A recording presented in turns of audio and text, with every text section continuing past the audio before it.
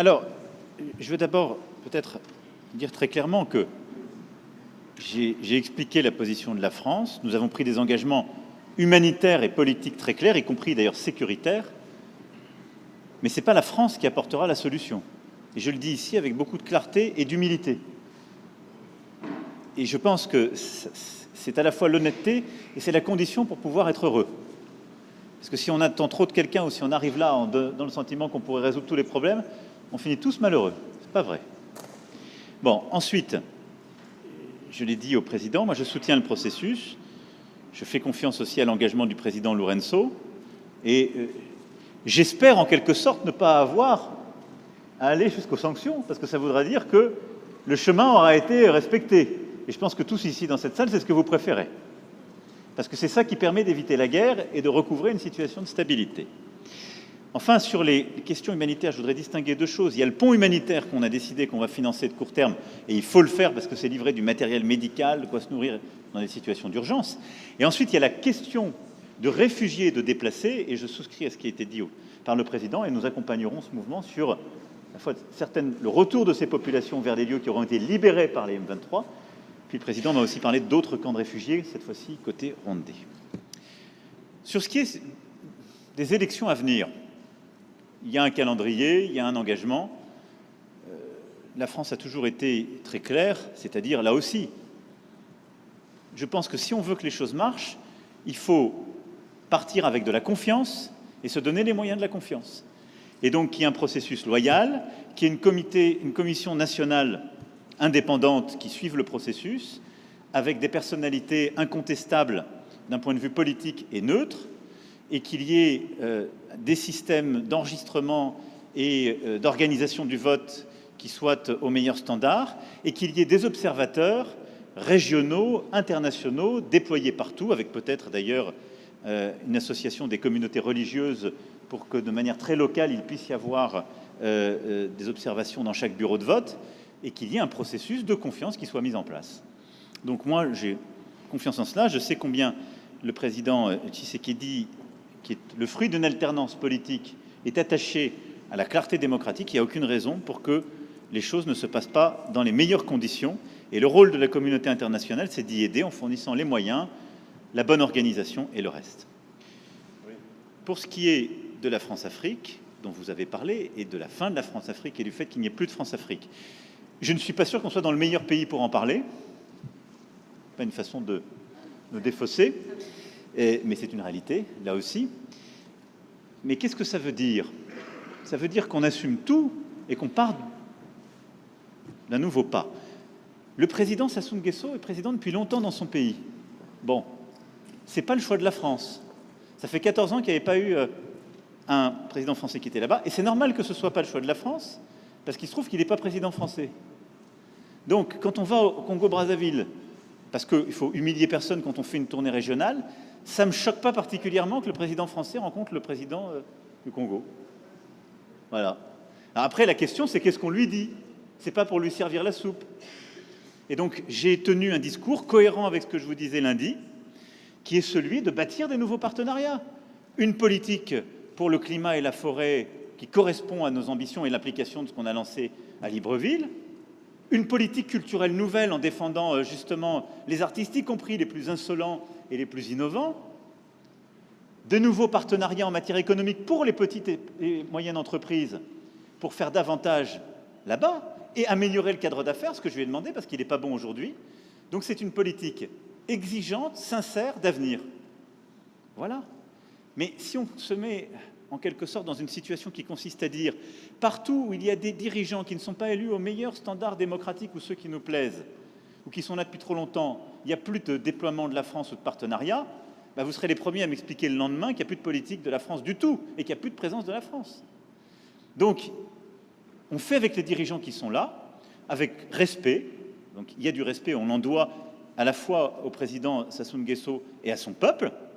On le fait en constatant nos accords et nos désaccords et en essayant de bâtir une politique d'avenir et en disant ce qui ne va pas quand ça ne va pas, ce que j'ai fait hier. Donc je pense que c'est cohérent. Mais c'est exigeant. C'est le propre exactement de ce que nous sommes en train de faire avec le continent africain. Je pense qu'il le mérite parce que c'est un immense continent d'avenir avec lequel on a une histoire plurielle, si je puis utiliser ce terme, multiple, mais qui est un continent que j'aime. Merci beaucoup. Monsieur le Président, vous avez une réaction par rapport à la question qui a été posée? Oui, je voulais réagir par rapport à cette question sur le compromis à l'africaine, enfin ce petit commentaire, pour dire que, voyez-vous, madame, c'est justement ça qui doit changer dans nos rapports avec la France en particulier, mais l'Europe en général, l'Occident. Votre façon de voir les choses lorsqu'elles se passent en Afrique. Quand il y a des irrégularités aux élections américaines, on ne parle pas de compromis à l'américaine. Lorsqu'en France, il y a plusieurs années maintenant, lors des années Chirac, il y a eu un scandale sur des électeurs décédés qu'on a fait voter, on ne parlait pas de compromis à la française. Je crois qu'il doit y avoir du respect dans la considération que nous avons les uns envers les autres. Nous n'avons aucunement l'intention de galvauder l'opinion de nos électeurs. Le processus électoral est entamé. Nous avons tiré suffisamment la sonnette d'alarme pour dire que s'il y a risque de dérapage, ce n'est pas à cause des autorités du pays ni des responsables de la CENI, c'est simplement dû au fait que nous sommes un pays agressé par le Rwanda, l'agression à laquelle d'ailleurs a fait suite un déplacement massif de population, d'électeurs, qui pouvaient être en ce moment en train d'être enrôlés, mais qui malheureusement ne peuvent pas à cause du fait qu'ils sont loin de leur base. Et à cause de cela, nous risquons de prendre du retard dans l'enrôlement. Et s'il y a retard dans l'enrôlement, il y aura retard dans le vote de la loi sur la répartition des sièges, parce que c'est très important, c'est en juin qu'elle doit intervenir, pour que nous puissions ensuite aller sur un processus électoral crédible. Sans cela, jusqu'à ce stade, je ne sais pas comment nous allons nous y prendre. Est-ce qu'il faut stopper le processus d'enrôlement des électeurs en attendant que la paix revienne, avec le risque que cela impacte sur le respect du calendrier, ou faut-il continuer le processus en ne prenant pas en compte les populations nombreuses de déplacés de guerre? C'est ça qui peut poser problème. Et si demain, nous allons aux élections dans des conditions difficiles, vous parlerez de compromis à l'africaine, alors qu'aujourd'hui, ces mêmes Africains sont en train d'attirer votre attention sur cette ignoble et injuste agression due au fait du Rwanda et demandons même des sanctions. Personne n'en parle. Voilà ce que je voulais apporter comme précision pour dire ça aussi, ça doit changer dans la manière de coopérer avec la France et l'Europe. Regardez-nous autrement, en nous respectant, en nous considérant comme de vrais partenaires et non pas toujours avec un regard paternaliste, avec l'idée de toujours savoir ce qu'il faut pour nous et non pas pour...